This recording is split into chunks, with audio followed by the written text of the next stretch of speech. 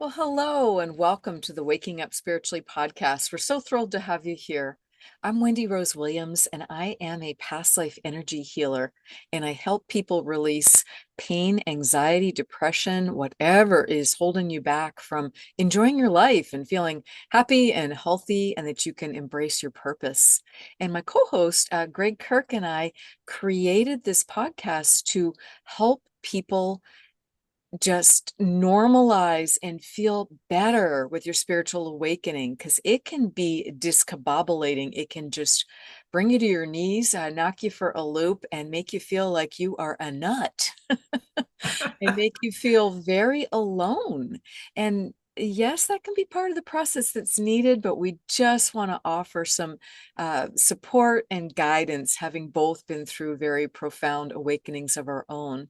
And you can find our podcast on our website at wakingupspiritually.com, which has a search button, and just go in for whatever topics in the area of spirituality, energy, in metaphysics, in that lane, and hopefully there will be a podcast or two or more in there to help you. So I'll turn it over to Gregg to introduce himself, and we'll get right into today's topic. Hi, everyone. I'm Gregg Kirk. I'm a Lyme disease advocate, also a practitioner in natural remedies for Lyme disease. I'm also Reiki practitioner, and I do remote and in-person sessions. I also run healing events, an online group healing circle every Sunday at 2 p.m. Eastern time.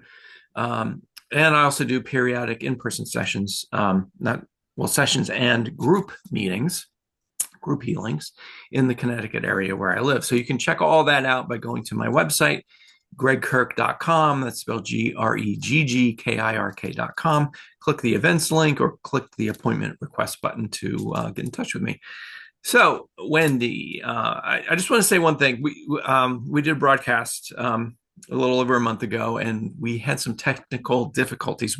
I just wanted to acknowledge that we knew that because it was kind of rough, and so we were trying to show some paranormal footage, some things in particular that I had filmed up in the sky, near where I live, and it didn't work out too well because Zoom had updated their sharing controls, and that was news to me as we were in the middle of broadcasting. So anyway, I just want to acknowledge that. Thank you for your patience.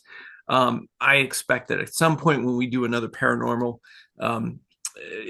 broadcast that we'll revisit some of that. But thanks for bearing with us while during this time. But anyway, today Wendy and I are dedicating this episode to our two books.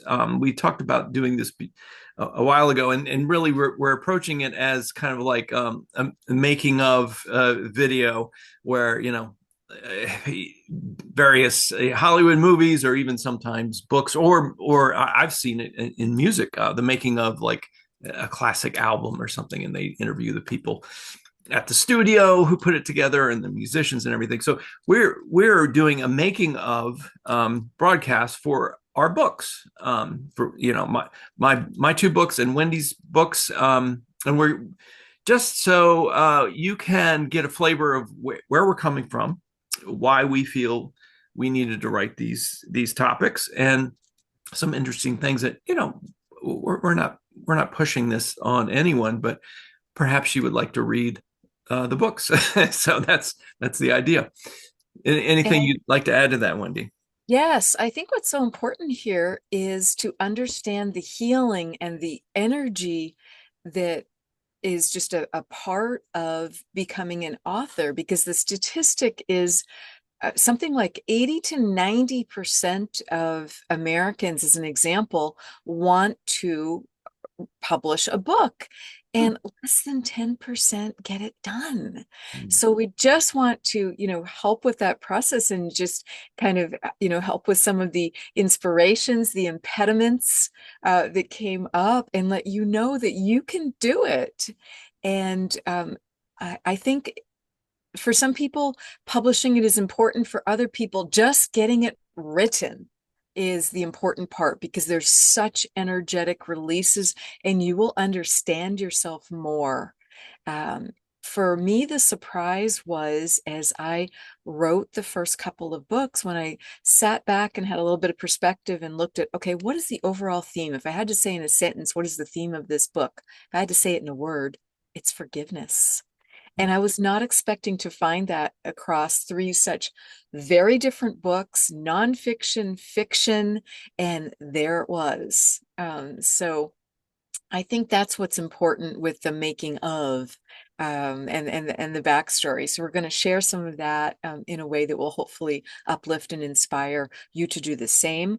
Or my favorite feedback and what makes me so happy, and Gregg, I'd love to hear what it is for you, is when a reader tells me, "Oh my gosh, this helped me because." Mhm. And just to know that the blood, sweat, and tears and the energy and effort and the money that goes into getting the book written and published has helped someone else. It's really touching for us as authors. I totally agree.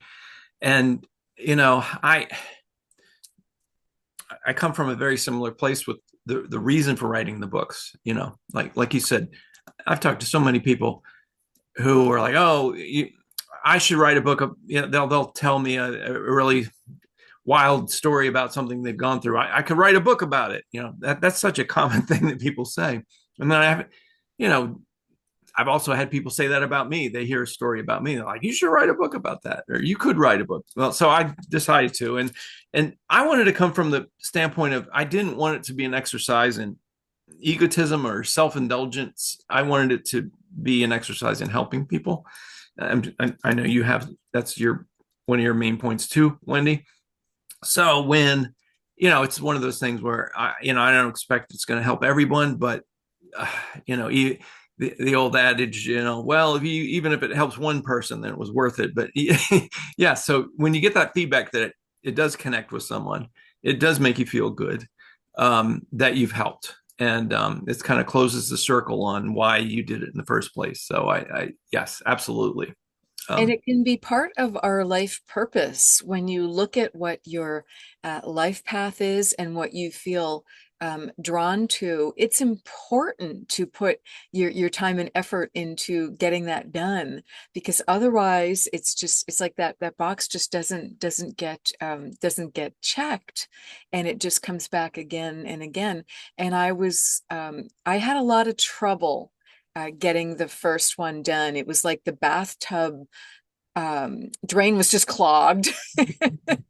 And it was like no matter what I tried to do, I couldn't seem to get it unclogged. So I will walk you through what got that first one to finally flow.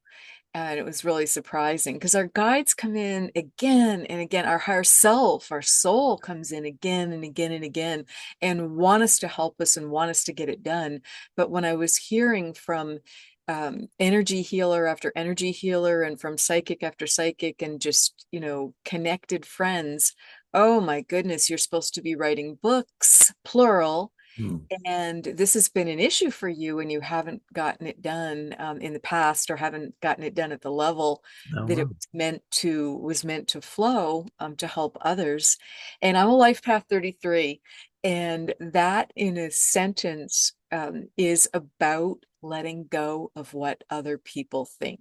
Mm, So to write such personal books and to write them as nonfiction, that was a big part of me fulfilling that life path. So you can do it too, and just let go of the fear of other people's judgments because it's your story, and you've got to own your story. Because I'll have some people, interestingly, in book reviews, try and correct me and try and tell me, well, that couldn't have happened. This is what she really meant, and we can't correct other people's life stories.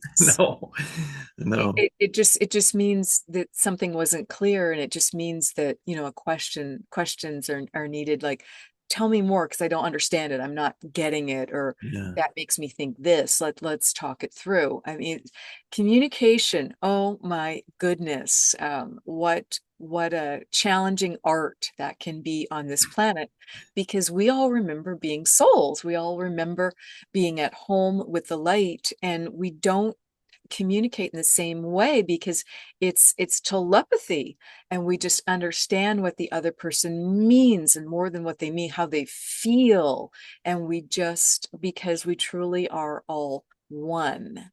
So it's just a very different process. So the flaws in communication on this planet, I think we have to have a lot of sense of humor about, and just, understand, and just give a lot of grace to other people as well as to ourselves. Mhm. Yeah, yeah, definitely.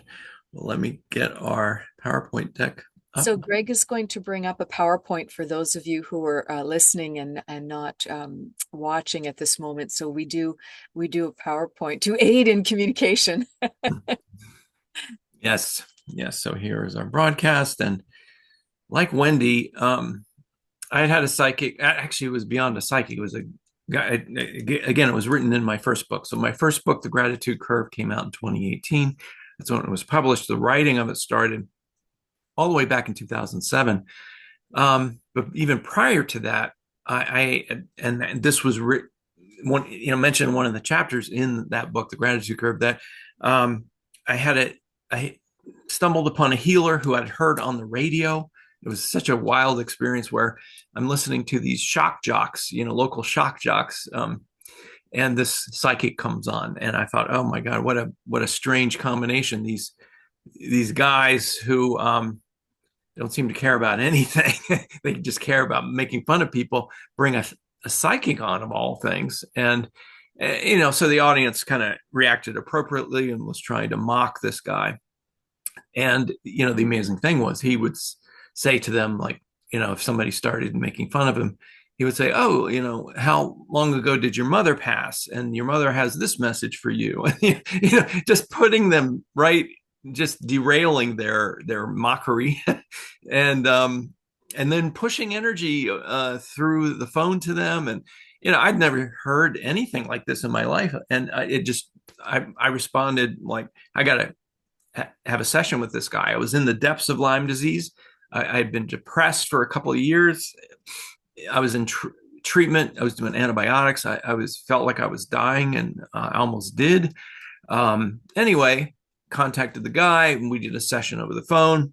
And during the session, he said, "Oh, there was this." He had, I could hear him talking to other beings, and during one of the points, he said something like, "Oh, he's more special than you know." And I said, "Who are you talking to?" He said, "They're talking to me. That's what they said about you."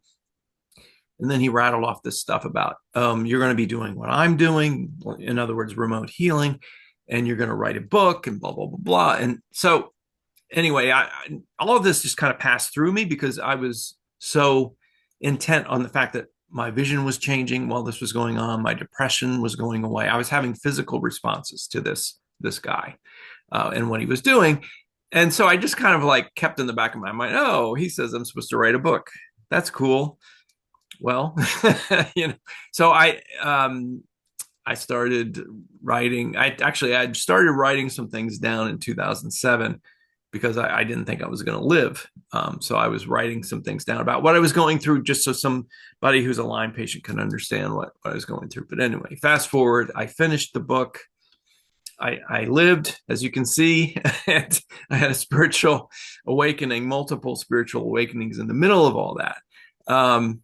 Anyway, the events that immediately followed after the publishing of that first book is my second book, Your Love Will Make the Difference. And it's, I had no designs to write a sequel. It was enough to write that book. It took me almost 10 years. So after I started writing some notes down in 2007, it was 10 years later that I actually compiled everything. And so I wasn't diligently working on it for 10 years.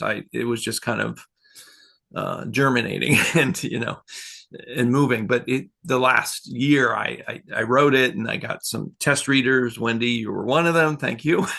And Of course, my privilege. yeah, and anyway, so the book came out, and so this is the second book. Your Love Will Make the Difference is a continuation of the story, because so many things happened immediately after publishing that book. So I just kind of break it down here on this PowerPoint slide. 4 chapters are dedicated to Lyme disease, how I got to remission.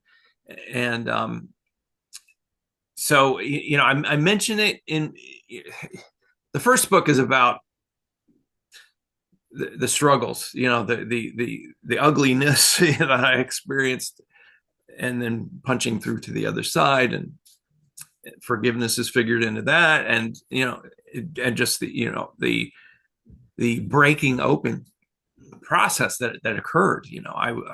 My belief system being turned upside down, so many things going on during that metamorphosis, really. And then one thing that I realized is, once I reached remission, I found out it wasn't a destination. In order to retain the remission, I needed to continue this lifestyle. So as I say to patients all the time now, if Lyme disease or some other chronic illness is a life-changing illness for you, then maybe your life needs to change. That's the way I look at it. The disease is information. So there's clearly some things in your life that need to be adjusted or be eradicated or drastically changed so you can maintain wellness. So clearly, we've accumulated all these experiences up to this point to where illness occurs. You've got to look at those things. So whether you're a spiritual person or not, it's a good thing to do. So that's what I talk about, how, because I fell out of remission, after some of the more miraculous experiences I had, because I thought I'm done. I achieved remission. So not so much. I did achieve remission, but then I'm well now. Let's go hit McDonald's. Pretty much, yeah, that's the way it was. Yeah, because I've heard Lyme patients, because I do, Lyme disease consulting now. So patients will say, "So when can I go back to drinking beer and eating pizza?" I'm like, maybe never. You maybe should look at, maybe that's why you're sick if you're eating that all the time. Diet's a big deal. Anyway, so there's 4 chapters about that. It's literally, and to me, it wasn't just about reaching remission. It was about changing my life into having a better life. So I didn't stop there. I didn't stop at remission. I pushed all the way through to how can I have a better physical life, a better spiritual life, a better energetic life. That's because why not? All things are possible here. So I give some practical knowledge about it, some practical tips, in detail towards the end of the book, these 4 chapters. I also have 2 chapters I call messages from the guides. And this is derived from some of the sessions I've had with patients to mainly what I call the spiritual laboratory, which is the Zoom circles I run every Sunday. So during those sessions, we have mainly practitioner level people, but other people as well. It started off as just being straight healing during COVID. We used to have a lot more people who were coming for healing, and that's all it was about for the first couple of years. Then it became something different because we kept asking questions to the guides. And this was when I was developing my ability to channel, and I didn't. And I'd seen channels before, Paul Selig, Bashar, John of God, all these people who I watched do very noticeable channeling, and that didn't appeal to me. I didn't. So the channeling that I do, I think, Wendy, it's a bit similar to what you do, but I don't allow an entity to come into my body or my consciousness. I ask for the information to be transferred. Because there are various types of channeling. Yes. Yes. So yes. So there's a trance channel, a conscious channel, and unconscious. I mean, there's just different types of channeling. Yeah. So whatever the one is where you retain your sovereignty and the information gets, sent to you through telepathy. I mean, some people hear voices. I don't hear that. I think, Wendy, you're more clairaudient like I'm that. very clairaudient. Yeah. Yes, you're more clairvoyant. Yeah. Well, yeah, but also Sentient. sentient, or not sentient, Mhm, but it's a consciousness thing. So mhm. it's very similar to what I hear when people have interactions with extraterrestrials, where information is just tra- uh, exchanged through telepathy. So that's what it feels like to me. I'll start talking during these sessions, and then I realize I'm still me. I'm witnessing it, and I'm saying the words, but the information that's coming into my head just it speeds up my These rhythm things of. you didn't know. Yes, that's the clincher when I start saying things that I couldn't know or I didn't know. One of the things was the Latin words excelsior ad infinitum. Excelsior ad infinitum. I had to go look that up afterwards, after those words came out of my mouth. And every now and then it's something like that that's very noticeable, but other times it's just a deep wisdom that I don't sit around thinking about all day. Sometimes, well, more often now I do, but the information. So anyway, so I'll get into more of this later. But anyway, all the other chapters in the book, aside from those 6 chapters, are what I call spiritual adventures. So this is the fun part of the book. This is the kind of stuff I like to read, almost like Da Vinci Codes type stuff, where a guy is or a woman is the main character in this book, and then they're given a task and they go on a quest, and so there's a bit of that occurred in the book. So we'll talk about that in a minute. So let me just move on here. So just to hit this point again about mission to remission, that's the name of the chapter, mission to remission and beyond. It's I was answering the questions: what doctor got you better? What treatment helped you? Can Lyme disease be cured? These are very common questions, especially for people who reach out to me for consultations. And I answer the questions. I'm going to answer them real briefly right now. What doctor got me better? No doctor. And that may be shocking to people who um, don't have Lyme disease. People who have Lyme disease will say, you're shaking your head right now if you have Lyme disease. You've been in the medical system for, maybe a decade or more. And you're like, why does my doctor know nothing about Lyme disease? Why do they not believe that there's such a thing as chronic Lyme disease? What's going on here? How come insurance doesn't cover anything? I think it's important for you as a Lyme patient, if this is your first year of what you're going through, to understand that it's probably a healthy thing for you to start having your belief system churned or overturned right now, that the doctors who helped you for your acute illnesses like the flu, or something that can be easily treated with something like antibiotics, a short term of antibiotics, that they're not going to be the ones to help you with Lyme disease, almost certainly. Anyway, so there's that. So no doctor got me better.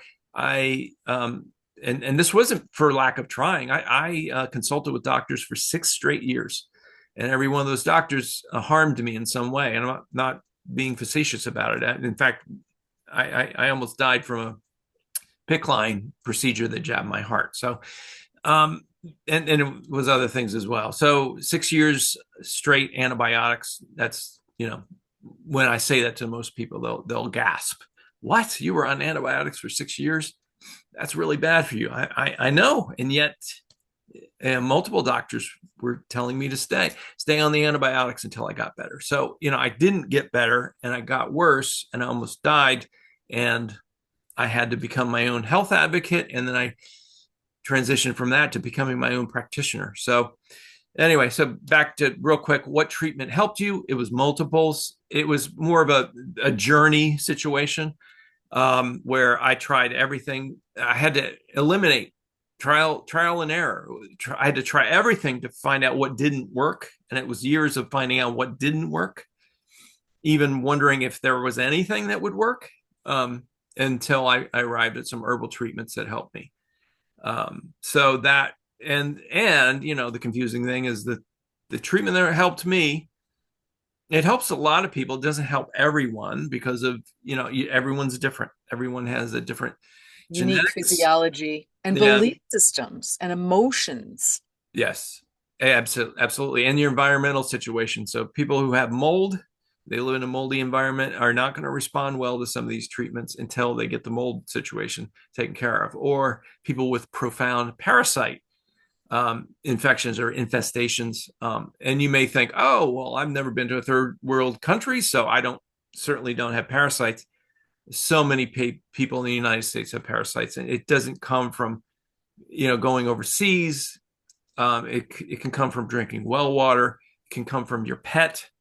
It can come from eating sushi or anything raw, not just meat, but even vegetables that have eggs on them that you don't see. It's so common that it needs to be looked into. And unfortunately, the testing for parasites is just as bad, if not worse, than the testing for Lyme disease. So, anyway, I give some tips about what to do about that. And then, the age old question in the Lyme community: can Lyme disease be cured? Well, um, that's a loaded question because the word cured insinuates that, oh, you take some treatment and you never have to deal with it again. There's so many illnesses in our lives that we get exposed to that still linger in the body. So that's what's going on with Lyme disease. So you go into remission from Lyme disease, and there's still a little bit of the infection in your body, but it's not anything that will bother you. I mean, they say that you walk around with 2 pounds of bacteria in your body on a daily basis that your immune system is fighting off. So that's a revolting thing to think about, I know, but it's a fact. So when you go into remission, you're knocking the pathogen levels of the Lyme disease down to a manageable, insignificant number.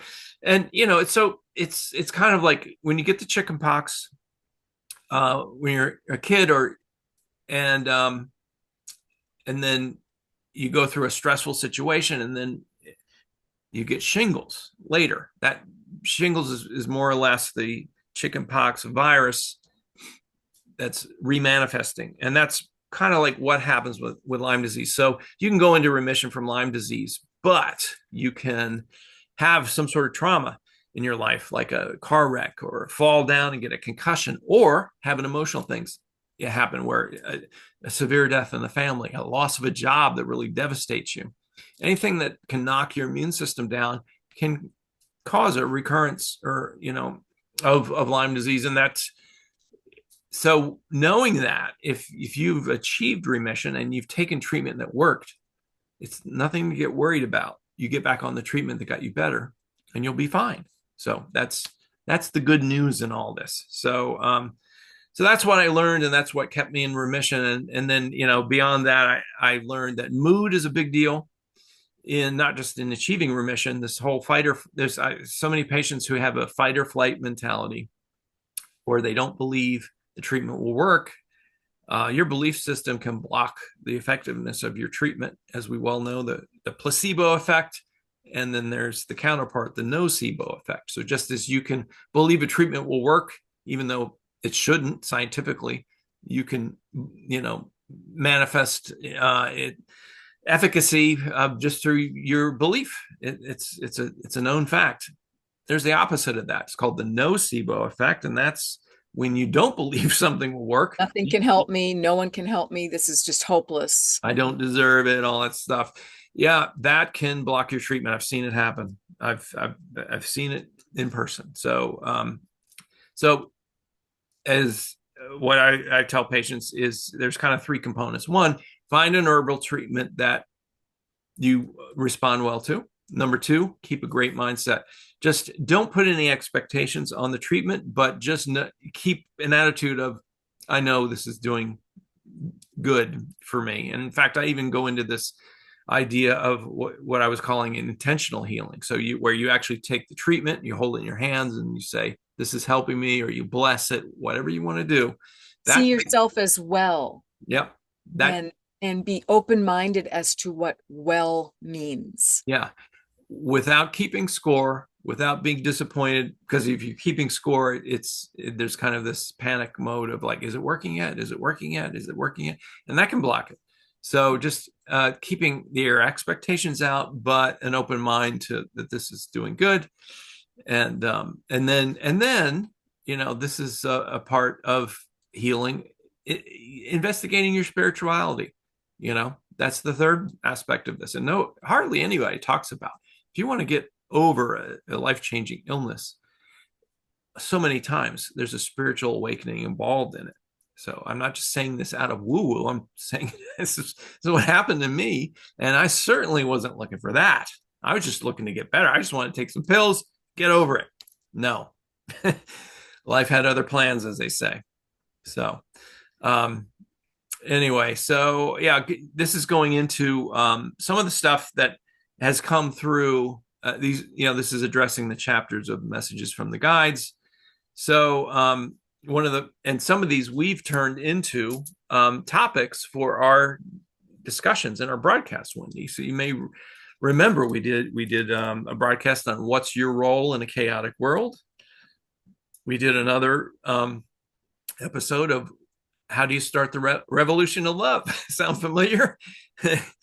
And so please go to our website, wakingupspiritually.com, click the broadcast link or click the search link and search for those episodes. I think those were one of our best episodes. And right now, what's going on in the world,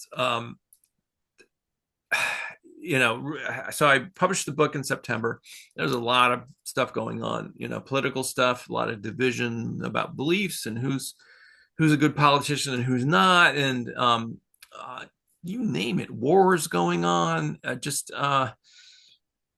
So we asked the guides years ago in one of our Zoom circles, what is our role in a chaotic world? What should we do? We see a war starting out.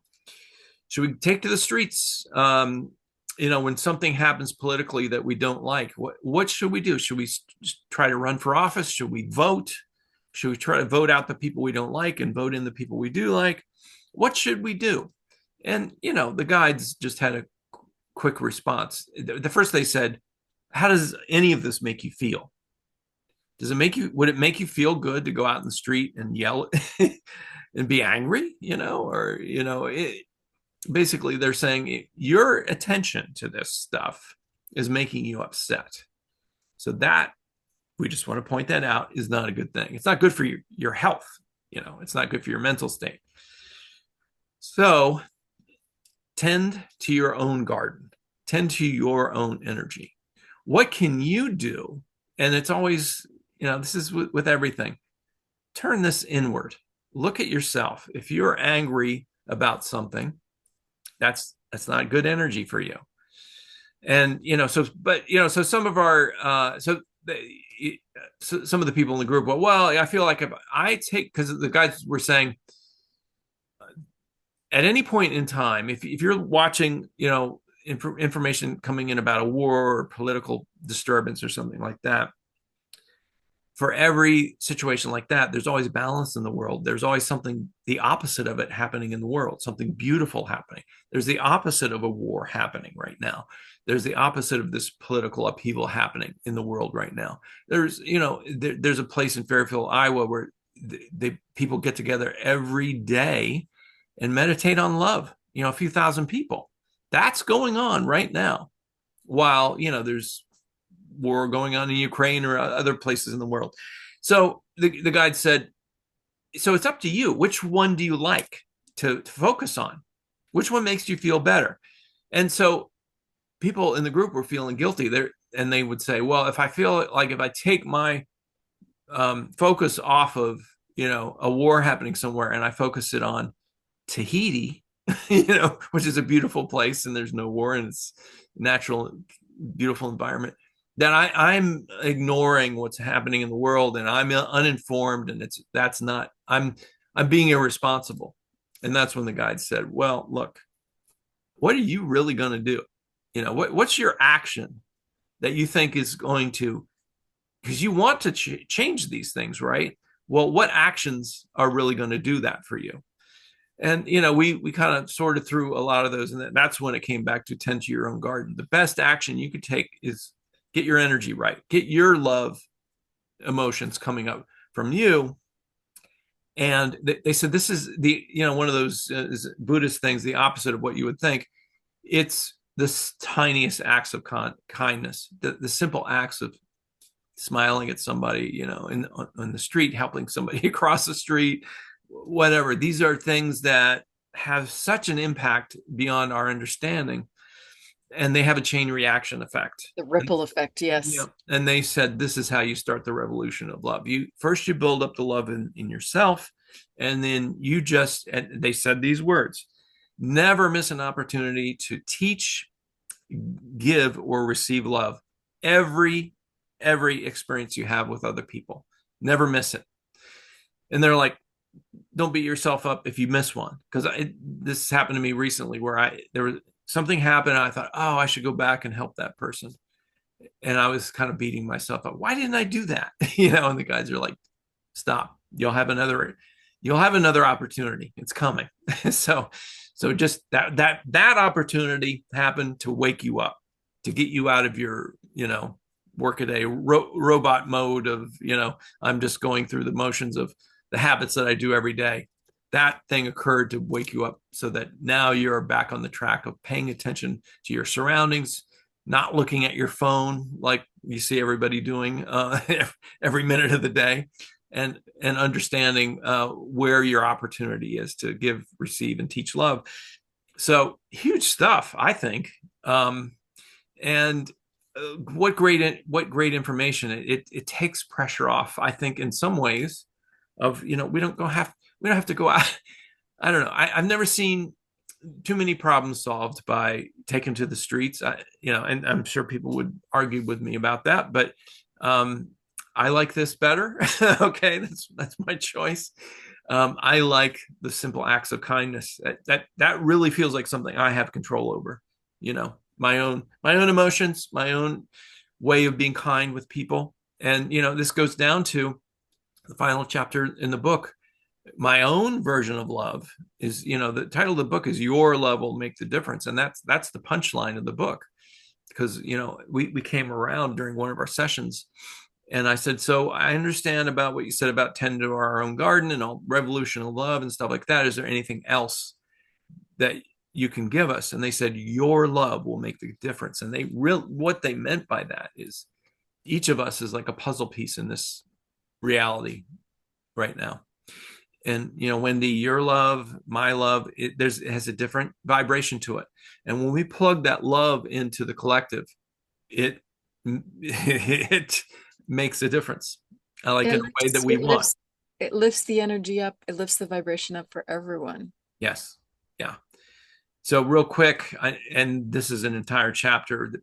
We got this information that there are 4 lessons of experience: patience, forgiveness, detachment, and grace. And I won't spend much time on them. Just check out the book. It's, this is one of those things where this information came in, and I thought, that's really simple. Certainly, there are more than 4 things in life that we come here to work out and do, but I haven't been able to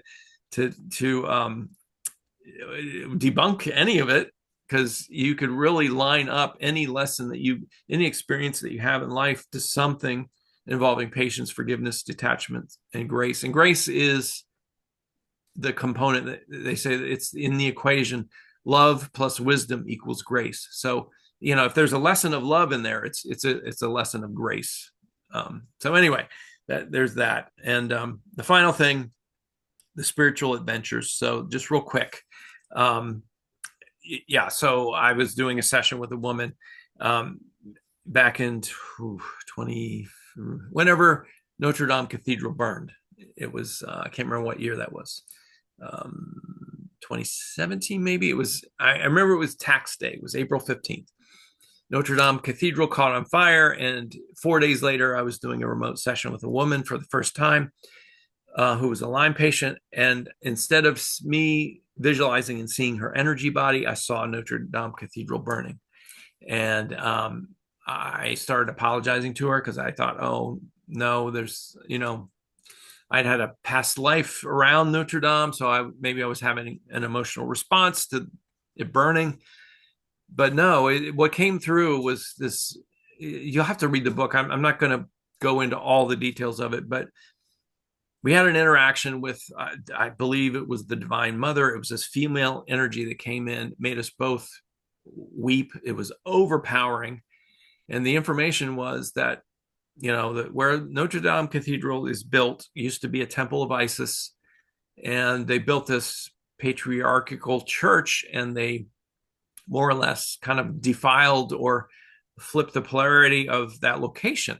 And the location is very important. It's was more almost a portal type of location to a center of ley lines, and it clearly is a center of locations and directions in Europe, because on right next to where Notre Dame is built, there's something called point zero. Point zero. Sorry for my French accent. And this is where all the locations of Europe are measured, right in front of Notre Dame Cathedral. Anyway, the point being, this church was put up. People were burned in front of the church. A lot of women who were labeled as witches. So there's this female energy going on, that was flipped upside down. And then the final thing was the last Grand Master of the Templars, Jacques de Molay. I found out this woman was Jacques de Molay. So anyway, all this stuff came through. It was insane to me. I was just trying to do a regular session with this woman, and then the information came in that I needed to go physically to Notre Dame to do an energy clearing. It had to be before the end of the year. So the clock started ticking. It was April, needed to be before the end of the year. And just to give you an idea of my personal circumstances at the time, we had a flood in our house, and they found asbestos in the flood damage. And so we got kicked out of our house for 3 months, and we were put up in a hotel. And during this time is when this information came in. So it just seemed impossible that I was going to be traveling to Paris while my personal circumstances were in such upheaval. But that is exactly what happened. And after doing the earth clearing in Paris, I was directed to go to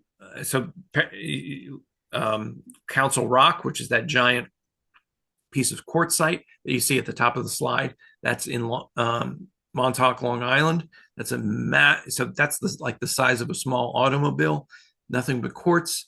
And that is an area where 15 Native American tribes did battle, and there's a lot of stuck energy there. A lot of people were buried on the site of this battle, and so I was directed to go there. And then the image down to in the lower right, where you see a cross on this volcanic outcropping, that's in Andros Island. That's in the Bahamas, and that where I'm standing there is the only part of that island that's in the Bermuda Triangle. And it's an incredible place called Morgan's Bluff. And there was obviously there's all kinds of energetic anomalies in the Bermuda Triangle. And so I was directed there to go do the clearing. And as I was standing in front of this cross here, I looked down at my feet, and there was footprints in what had once been molten rock. And so pictures of all this stuff are in the book. So I just wanted to. So if you like this kind of stuff, I do. It's fun, and there's even some pictures. So check it out. And that's really all I wanted to go through today, Wendy. So if you're interested in my books, both of them are up on Amazon. They're both up also on barnesandnoble.com, or you can go to my website. And if you buy them from my website, greggkirk.com, I'll sign it for you. So you can, and also I don't have, I get all the money versus, Amazon takes a little chunk, and so does Barnes and Noble. So that's it. Wonderful. Well, thanks for that recap, Gregg. That's really, really powerful.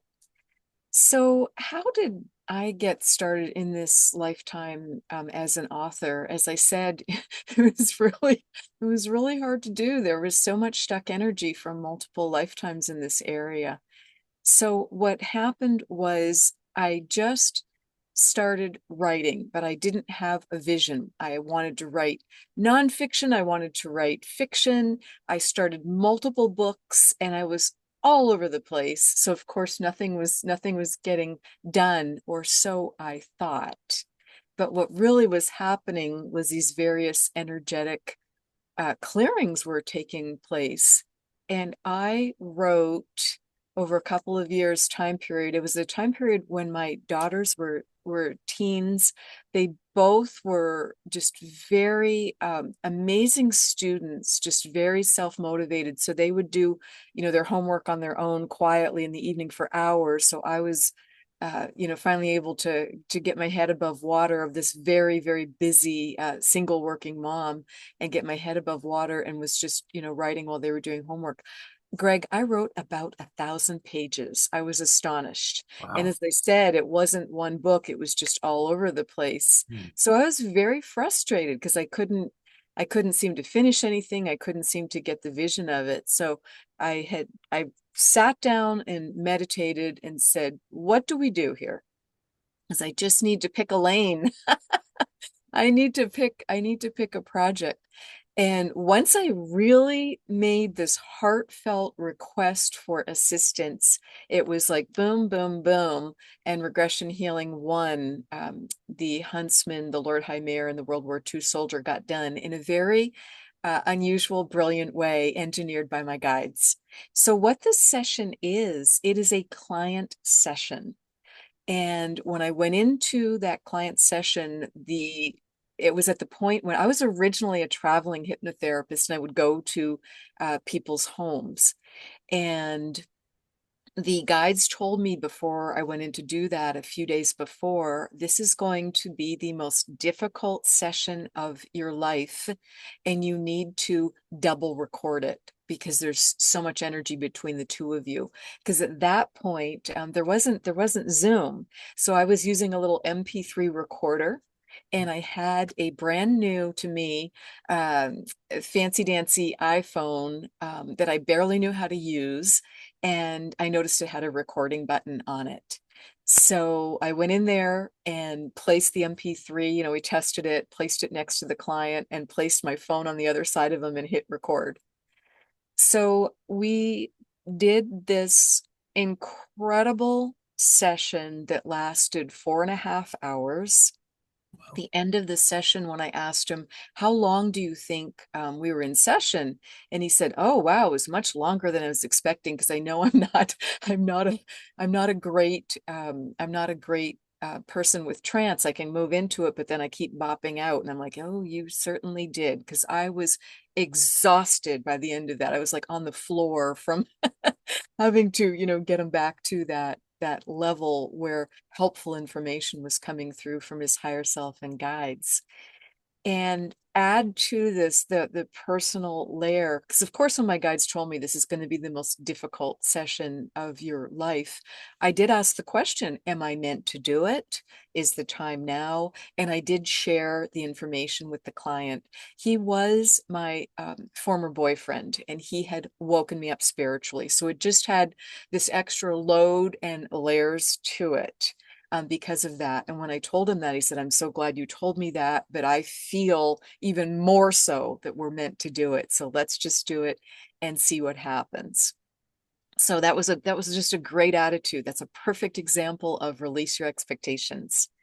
And as humans, we're not always very good at that. We can try and control things. Control is an illusion. It does not serve us.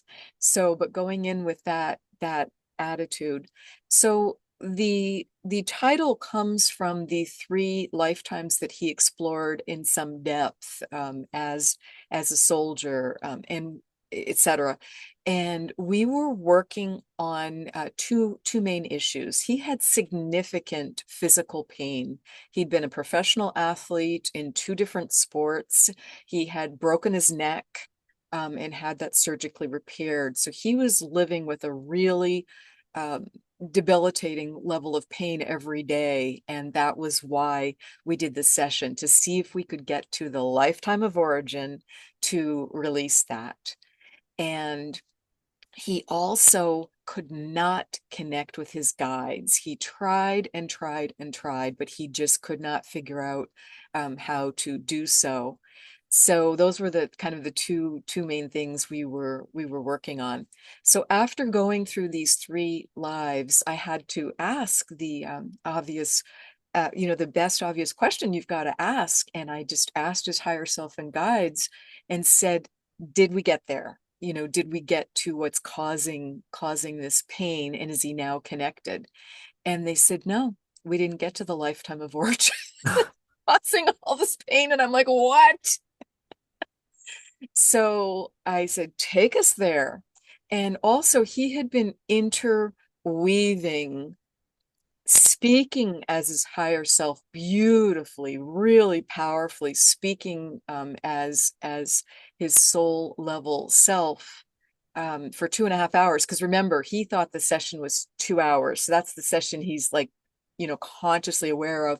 But there was another 2.5 hours where he was just really vibrating at such a high level. He had no conscious memory of it. So yay, the recordings, right? And all this information had been coming through, and he'd been interweaving. He and I had shared 21 lives together. So he was just in shorthand mode too, because it was just the two of us. And I had no intention or knowledge that this was going to be the first book was going to be shared. So he's just shorthanding his way through those lives and would pull references out, and it would make perfect sense to me. But then, of course, when it became a book, I had to, write it out a bit more so people would understand it. And we got to 2 lifetimes where he was egregiously tortured and harmed. And as he was going through and explaining what it was like to be drawn and quartered, and he was pretty dispassionate about it. And that's important to understand, because past life regression, you're at a higher level and you're being supported by the divine as well as by your hypnotherapist. So even though you may be saying things that, us in normal conversation would sound just horrifying, and we would perhaps just shut down on and not want to discuss, it's different when you're at a soul level and you're not re-traumatized by it. It's the opposite. You're releasing it, you're letting it go, you're understanding why. So what turned out when I asked him as he went through, and I moved him through as quickly as possible to get him to pass on from that life where he was tortured to death. And I said, and asked him who was involved. And the first person he named was his mother in this lifetime. And I was like, ooh, that's just really loaded. And he has this beautiful relationship with his mother in this lifetime, but it's quite complex. So, and then he said what I didn't want him to say, yet I knew what he was going to say before he said it. And I said, who was the other person involved? And he said, you were the inquisitor. You were the person asking me the questions. Now, as he's being tortured to death. Now, what a beautiful circle for that to now come around. And I'm now asking him the gentle questions to lead to his healing and releasing this pain. How perfect is that? Okay, wow. And he said to me at the time, and I'm just bawling silently and just like, Wendy, you got to hold it together. You got to hold it together. The session's for him. You'll deal with your own stuff later. To forgive myself from that, because to know that I had so egregiously harmed someone that I had loved so many times, it was really hard to hear. So I had to go through that process, and that's what was needed, because self-forgiveness is often the final, most difficult layer of forgiveness. It's easier to forgive those we love or feel more neutral about, but to forgive ourselves, it's the big final graduation. So that's what was needed. And he said, I forgive you. I forgive you. This was so long ago. We've done so many things to each other, and I forgive you. So, and then there was another lifetime where he was harmed. I was not involved in that one, and it was easier to get through that one. So we also found the missing link and got him connected with his guide. So I was like, yay. And his guides just said, you just forgot to do that part. You were kind of in a rush incarnating and coming back on in very gung-ho, and you did not set up that connection. So we're going to rectify that now. So at the end of this session, like I said, I'm just flatter than a pancake. I'm exhausted because it's been so unusually emotional because I was so involved with it. And it was a long, long session. So I grabbed the MP3 and go to transfer it onto his computer for him. Gregg, my heart stopped because there was nothing there. Uh, And I'm like, ugh, because there's no way, even though I was furiously taking notes, there's just no way. He needed to hear his own voice. He needed to feel his own energy changes to really absorb and get all this healing and information. So I picked up my iPhone and I was like, oh, please let it be here. Let it be on this new phone. And it was there. And I'm like fast forwarding through it. And I'm like, oh, it's there. It's all there, but I couldn't get the recording off my phone onto his computer. So it's like, that's okay. I'll go to the store and some brilliant tech person there will help me and they'll, figure out a way. Well, they're flummoxed at the store. And I said, please don't play this out loud in the mall. So I'm a therapist. This needs to be confidential, but we need to get this. And they just looked at me and they're calling supervisor over me. They're like, this phone, this is not capable of a 4.5 hour recording. How did you do this? And I'm like, I hit play. That's about all I know about the audio function on this. And they're like, oh, wow, you really are not technical. But I could not get it off there. And I couldn't give up my phone to him. So, and we didn't want to sit and listen to it together. We just didn't want to do it again. So I sat with it for a few days and I'm like, what do I do? And finally, my guide said, you just need to do a quick and dirty transcript. Just type it for him. And I'm like, oh, that's just going to take forever. And they're like, type it for him. So I offered to do that. And he said, I'll be so grateful. So it's like, okay. So I sat down on the first Saturday that the kids were with their dad and I start typing it, Gregg, but I didn't realize it was channeled. It was coming through as a book. It was at so many levels, the energy healing, the releasing me, stepping to the plate as an author finally. And this was the vehicle that was chosen to get that done. So when I took my first stretch break after, a couple hours of just transcribing this fast and furious as I could, I looked at it in surprise because it had the title. It said by Wendy Rose Williams. It had chapter names. It had a note to include a forgiveness resource guide at the end of it. And I looked at it in surprise. I'm like, oh, this is not an email or Word document just for him. This is a book. This is my first book. There it is. So I contacted him and asked his permission and said, would you be willing for me to share this publicly? Of course, I want you to read it first, blind your identity, remove anything that's identifying information that you're not comfortable with. And he said, yes, yes, yes, please do it. Because I know I have a soul contract. We've talked about it multiple times. We were meant to write books together, and I'd helped him get his first solo book published. And now he was helping me with mine. We had just overinterpreted. We thought it meant write a book, back and forth. I write a chapter, you write a chapter. But that wasn't quite the way it came to fruition. Once we had stopped dating because we couldn't do it. So it just my point is these wonderful contracts, when something important is meant to happen, it will happen in a different way. Just let it flow. Don't try and over control it, and just keep asking for help, and just keep telling your guides and higher self, I'm open to it. Show me the way. Show me another way. Show me a different way. Make it happen. So I have the book. I have no idea how to get a cover, how to get it formatted, how to get it self-published, etc. Because I knew it was to be self-published because I was told that you're not going to attract an agent or a publisher, and we don't want anyone in the energy of this. It needs to be you encapsulate it the way the two of you agree, and no one is meant to change that. So then the miracles just start happening because I just asked my guides for help. And all of a sudden, I find out that a gal I know who wants to do a session with me and doesn't have the money. Guess what one of her skill sets is? She is a book cover designer, and she knows how to format, and she knows how to get things uploaded on what was then CreateSpace, which became Kindle Direct Publishing via Amazon. So, and also I didn't have an editor. So I made the really brave move. I asked my mother if she'd be willing to edit for me. And I said, Mom, this book may make no sense to you and it may irritate the heck out of you, but would you be willing to go through it, just grammar, spelling, punctuation, type, type um,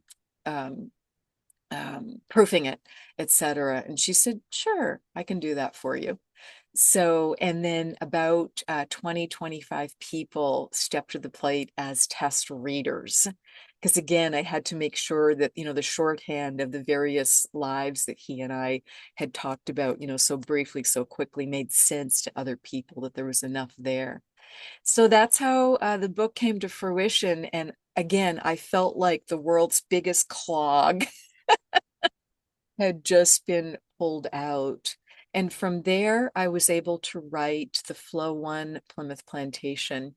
And in a nutshell, I, like you, Gregg, I'd been writing it because it was a very different book. It came out as historic fiction, which I really didn't know very much about. And but that was the way the story was presenting. And Anne Warren Little was just telling me her life story at Plimoth Plantation in the 1600s. And it's actually my past life. So it's my own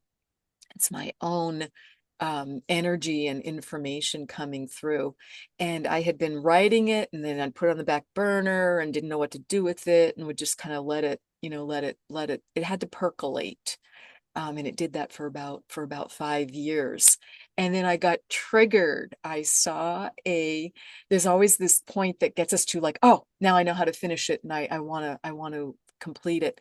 I got triggered by all things by a television commercial for National Geographic's Saints and Strangers, which is about it's their telling of Plimoth Plantation and how people, and I'm looking at it and I'm like, okay, that's good, that's right. And I'm looking at the commercial, I'm like, no, that's wrong, wrong, wrong, wrong, wrong.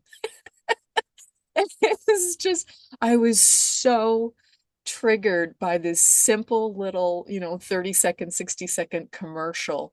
And I couldn't wait to see the mini series that was going to come up because it had so much energy release for me. And I finished the book of my experience at Plimoth Plantation. It was a huge energetic release, and I highly recommend the book for anyone that has had issues with ghosting, with ghosts around you, with being scared of ghosts, not knowing what to do with ghosts, or the opposite, being fascinated by ghosts, wondering if you've ever been a ghost, wondering what that whole process is about, because I was still here in this present lifetime as Anne Warren Little's ghost. That was causing major issues for me, and I needed to tell her story to help get her to agree to go to the light. So that's why that book had to be done. Regression Healing I is about, in so many ways, it's about letting go of physical pain. That was just, and the forgiveness that's necessary.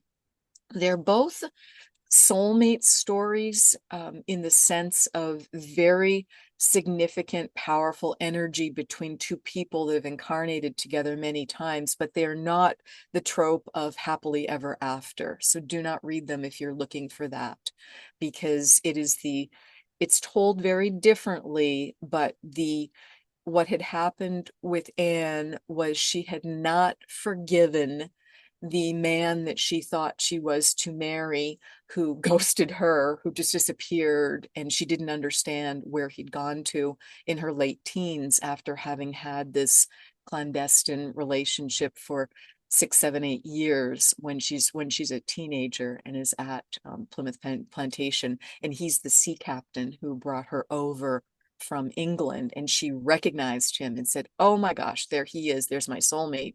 But this is not a lifetime where it's safe to be talking about or sharing those Puritans, pilgrims. No. So that's what that book is about in a nutshell, in that she just has to forgive him, forgive herself, because she's been scorned and left behind. It doesn't know what happened. And again, it's me and that same former boyfriend who woke me up. So Regression Healing II, we go into a different lane here with Joe DiMaggio and Marilyn Monroe. What inspired the writing of Regression Healing II was Joe DiMaggio. His spirit on the other side called me out via my spiritual teacher, and she had texted me, "Joe wants to talk with you." And it felt like I was being called to the principal's office in a way, because there'd been all this energy around Joe and Marilyn trying to present. And I was like, nope, don't want to deal with it. Don't want to deal with these famous people. Nope, nope, nope. I can just see, the criticism that's going to come up, and who does she think she is? And these are very well-known individuals who have estates, etc. And I just didn't want to deal with it, Gregg. But I needed to for my own health. I needed to for my own personal freedom. I needed to for so many reasons. So the book took 8 years to write, and it is my own sessions going to past life regressionist after past life regressionist, trying to disprove that I was one of these two individuals in a past life, and instead just end up fully accepting that, yes, I do indeed have a past life as Joe DiMaggio, and the physical healing that came through, as well as the emotional healing, because I had the good fortune to have a young woman in Europe referred to me for a session for anxiety and depression and other issues that she was having. Again, she was in her late teens at the time, and she had profound, significant memories as Marilyn Monroe. So when I do the sessions for her, I have got my therapist hat on, like anything. It's like, I'm not going to budge from that. I'm not going to talk about Joe DiMaggio because it's her session. I didn't know what was going to come up, and it was very important that she have her own session. But she kept going there and saying, "Joe, you remember this?" Joe. And she kept calling out and saying, "You were Joe. I know." And we healed that experience together. And she said to me as Joe, "I forgive you," because he did something very unforgivable to her during their marriage, and he struck her. And that was what needed to be forgiven. And just the clearing of that. So that's got some similarities to Regression Healing I, because again, I had harmed someone so egregiously. So that is those three books in a nutshell: what inspired them, what was being healed, what the lessons were. And I think they're very universal. I think there's just so much universal healing energy in them. So check them out. And like Gregg's books, they're available via Amazon as well as via Audible. They're all recorded as audiobooks. They're also available via Barnes and Noble, and anywhere you like to purchase your books. So that is what these stories are about. and they have changed my life to have been able to have shared these for. So thank you for listening to what these have meant to me. Well, you said the commonality in these books is forgiveness, which I agree, but also self-healing. I mean, going Absolutely. through the act of, all of these sessions that you did, compiling the information, and then doing the writing, there was a fair amount of energetic healing happening Absolutely. for you during that process. As I think, looking back, also me too, in the books I wrote. So yeah. So write your books, write them for yourself, and don't get hung up on how and when and if you're going to publish. It's so important, and you will set yourself free. And I think it is just so important to be able to do that. And then here's just just a quick slide with some of the reviews, and we can just skip right on through that, Greg, in the interest of time. Okay. So please, thank you so much for being here today. Please join us December 8th for the next episode of Waking Up Spiritually. And we're going to have our annual wonderful December guest. Debbie Buss was our very first guest, and she's an amazing astrologer, numerologist, wonderful, wonderful person with just some great insights in what's going on in the world. And she'll be doing a forecast of what's going to come up from an astrology and numerology perspective in the next year in 2026 and what some of those implications might be. So check out our website at wakingupspiritually.com, and there's that search button, and you can just check through and look at the various broadcasts that we've done over our 5+ years. Please subscribe to our YouTube channel, rate and review us on Apple iTunes or wherever you like to listen to your podcast. That is so appreciated, as it helps more like-minded people find us so that we can just have these conversations together. Visit Gregg at his website, Gregg, Kirk, KIRK.com. Consider having a session with him. I've had many. They're always amazing, wonderful, not what I expect, yet just what I need. And check out his books. And please visit me at my website to see what I have available for energy healing sessions at wendyrosewilliams.com. Very good. Thank you, Wendy. And we'll see you all. See you next month with Debbie Buss. Yep. Sorry, some things just happened in Zoom that threw me for a loop. They just did another update since our last broadcast. Thankfully, I There we think go. we're good in this episode. But we'll see you all in December. Wendy, always a pleasure, and we'll see you soon. Okay. Likewise. Bye-bye. Bye for now.